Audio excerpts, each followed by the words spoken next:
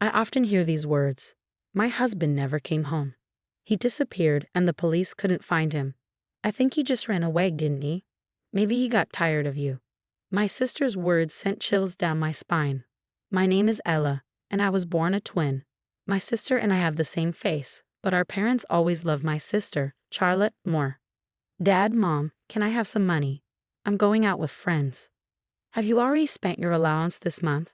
Yeah, I have. Please, Dad, I promise I'll do well on my finals. Okay, here you go. Yay, I love you, Daddy. My sister was charming and had a sharp personality, so our parents always spoiled her. On the other hand, I was quiet and reserved, so I was often ignored. Dad, I need to buy a book for my science homework. I already gave you this month's allowance. Use it wisely. Oh, okay. My sister became even more selfish and wanted everything I had. Hey, Ella, I like your outfit. I want it. What? No, please don't open my drawer. I bought that with my allowance. I'm sure it will look better on me. I'll take it. Hey, give it back to me. Mom. Ella's being really mean. Ella, be nice to your sister and just give it to her. But why? My parents only listened to what my sister wanted and never paid attention to me. Whatever she liked, she got, and she took my things whenever she pleased. I spent my days patiently putting up with everything. But luckily, after I graduated from college, I got a job far away from my parents' house. I didn't have to see my parents or sister much anymore, and it made me feel better. However, because I was always compared to my sister and ignored, I didn't have much confidence and didn't do anything fun. I just focused on working hard and living a steady life. During this time, I met my future husband, Daniel. We often met for business meetings. Here you are, please check the document. Thank you.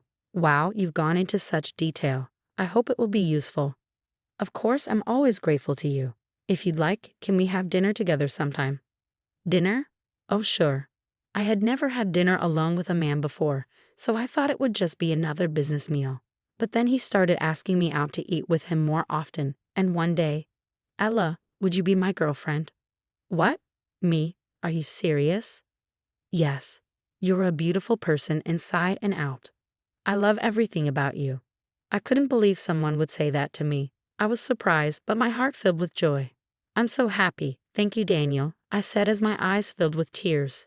And that's how we officially started dating. Daniel is a hardworking and sincere person.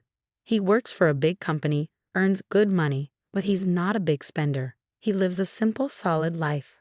After a few years of dating, we got married. I became a full-time housewife and moved in with his parents. Mom, Dad, this is Ella. She's family now. Welcome, Ella. I hear you're a hard-working girl. We're going to be a family now, so don't be shy, okay? Okay, thank you for the warm welcome. I was relieved that they both greeted me with smiles. They run a small business and their house is pretty big. My in-laws and I built a great relationship, and we respected each other.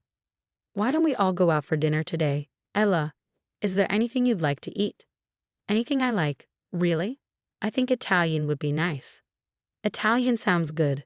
I heard there's a new restaurant that just opened nearby. Yeah, let's go there then. Ella, order whatever you like. My in-laws are very kind and always make me happy. Ella, this necklace would look good on you.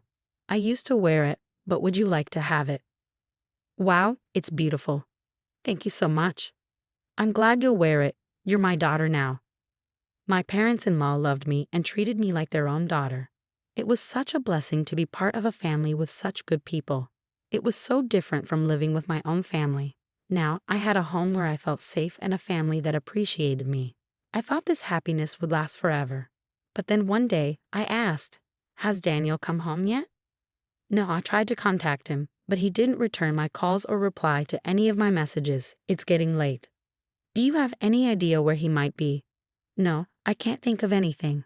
I'll check with his friends. Out of the blue, my husband disappeared. He went to work and never came home. I asked his coworkers and friends, but no one had any idea where he went. I reported it to the police, but they couldn't find any clues. I was terrified that he might have had an accident somewhere. His sudden disappearance turned our peaceful, happy life upside down. I felt nothing but anxiety and despair. I didn't know what to do. All I could do was wait for him every day, while my parents-in-law sat on the sofa, crying and worrying about where he could have gone. I couldn't believe he just disappeared like that. Nobody knew how or why it happened. But maybe I did something to hurt him without realizing it. Could this be my fault? When I saw how sad I was, I somehow blamed myself. If it's my fault, maybe I don't belong in this house anymore.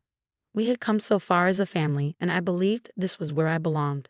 I was so overwhelmed with despair that I hid in my room and cried. Then I got a call on my cell phone. Was it my husband? I quickly picked it up and looked at the screen. But it was my sister, Charlotte. She calls me every once in a while, but usually she just brags about things and talks in a way that makes me feel small. I usually let her talk without really listening, but this time I was so upset that I told her what was going on. Hey, what's up, Ella? Not good actually. What's wrong? You sound serious. My husband disappeared. What? The boring husband I saw at your wedding. He disappeared. Did you report it to the police? Yes, but they couldn't find him. Oh really? He probably just ran away, didn't he? Maybe he got tired of you. She laughed like she was making fun of me. Instead of getting angry at her insensitivity, I just blamed myself even more. Maybe she was right. I didn't know if I had done anything wrong to my husband, but I started to feel like it was my fault. I was tormented by guilt and blamed myself every day. I couldn't even eat properly. I thought maybe I should leave this house. Then one night, I couldn't sleep, so I went downstairs to get some water. I overheard my in-laws talking in the living room. What is he thinking? This isn't right. This is too hard. But I'm sure Ella is having the hardest time. Yeah, you're right. I can't believe how much she's been through since he disappeared. I feel so sorry for her. It doesn't make any sense for him to leave such a good wife behind. He must have gotten into some kind of accident or something. Yeah, I can't think of any reason why he would run away. As I listened to them from the stairs, I burst into tears. They cared about me and were worried about me more than themselves. I couldn't stop crying because of their kindness. I realized I shouldn't stay lost in my grief forever. My in-laws were also suffering from the loss of their son. I had to support them as their daughter, and I was determined to get back on my feet. I made your favorite cherry pie today. Let's eat it together. Whoa, Ella, this smells good. If you were to get sick, I'm sure Daniel will be sad. So cheer up. Yes, you're right.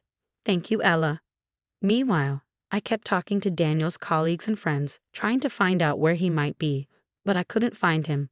Then I noticed that $100,000 was missing from his bank account. I talked to the police, but there was no progress. Since there was no clear evidence of a crime, the police seemed to think he just ran away. I'm home. Sorry I'm late. Hi, Ella. Anything new? No, nothing particular. I guess the police don't really look for missing adults. Anyway, I bought some cupcakes on the way home. You like them, right? Oh, thank you, Ella. They look delicious. My in-laws still seemed a little anxious, but they were starting to regain their strength. We supported and encouraged each other, living together like a real family. Then 7 years after my husband disappeared, my father-in-law passed away. He had been in the hospital for a while due to an illness, but the treatment didn't work. He passed away peacefully in his hospital bed. After the funeral, as my mother-in-law and I were crying, we suddenly heard a familiar voice. Hello, I'm back. Hey, Ella, it's been a while. What, Dario? To my shock, my husband showed up at my father-in-law's funeral, and he was with my sister, Charlotte. What? Why? Where have you been? Well, actually, according to my husband, he had been living at my parents' house with my sister. 7 years ago, Charlotte stole my husband and got pregnant. It seems my parents were in on it too, helping him disappear. I heard Dad passed away, so I'm here to get my inheritance, he said, without even hesitating to reveal his true intentions. He had been living off the savings all this time. Are you crazy? How selfish. My mother-in-law and I were trembling with anger. You don't know how much your father worried before he died, she shouted. At first I devoted my life to you, Ella, Dario said coldly. But no matter what you did, you were always so boring. It wasn't fun being with you. Yeah, right, Charlotte chimed in. Ella, you were super boring. But Charlotte, she has the same face as you, but she's so different. When I met Charlotte, my life changed. She was perfect for me. I felt really happy when I was with her. I couldn't have kids with you, Ella, but I had a kid with her right away. Charlotte and I were meant to be together. My husband tried to justify his infidelity with a selfish excuse. My sister, who had never worked a day in her life, found out at our wedding that my husband worked for a big company and made good money, so she went after him behind my back. You thought you could take my things like you always did, didn't you? You saw some good money this time, right? Whatever, Charlotte said smugly. He just ended up loving me more. Anyway, he's the son, so he has the right to inherit Dad's money, right? Yeah, I'm entitled to it, Dario added. So give you my money. It seemed like my sister had brainwashed him into coming to his parents' house to demand money. I couldn't believe how pathetic he had become. That's enough. It's not going to happen. My mother-in-law, unable to hold back any longer, lost her temper. Why? It's my money. I don't care how many times you ask. Go home. I'll be back. Prepare my money next time. My mother-in-law was so furious that my husband and sister finally left, but after that, they started following us around, harassing us. Hey, just give it to me already. I have to pay back the money. I don't care. It's your problem. It's my money, and I'm supposed to get it, they insisted. Why should I give it to you? Now leave. But my husband and sister wouldn't give up, no matter what. No matter how many times I told them to leave, they kept coming back. I was about to turn them away when my mother-in-law came out from the back. Are they here again? She asked. Yes, I replied. My sister angrily confronted my mother-in-law, who was clearly disgusted. Your son is begging, and you're just acting like he's. My son is dead, my mother-in-law interrupted firmly. Huh. My husband and sister were speechless at her firmness. There's a grave in the backyard, my mother-in-law added. What? No way. They rushed to the small cemetery in the woods behind the house. The gravestone there had my husband's name on it. He was officially declared dead after being missing for 7 years, allowing my mother-in-law to inherit the entire fortune. My marriage to Daniel was already over. Hey, I'm alive. You see me right here. My ex-husband panicked. Yes, he's alive, so he should get the money, right? My sister screamed in desperation. You were lucky, my mother-in-law said coldly. I'm not asking for alimony for cheating because legally he's already dead. What alimony? They both asked, confused. If you keep following me and asking for money, I'll take serious action against you. Wait, I'm your son. It's my money, and this isn't fair. My ex-husband pleaded. My son is dead, my mother-in-law repeated. If he were alive, I'd be suing him for alimony. He betrayed his family, so he'd owe plenty. But since he's dead, you get nothing. Now, leave. My ex-husband and sister tried to play the victim, but we coldly rejected them. They left in a hurry when they heard the word alimony.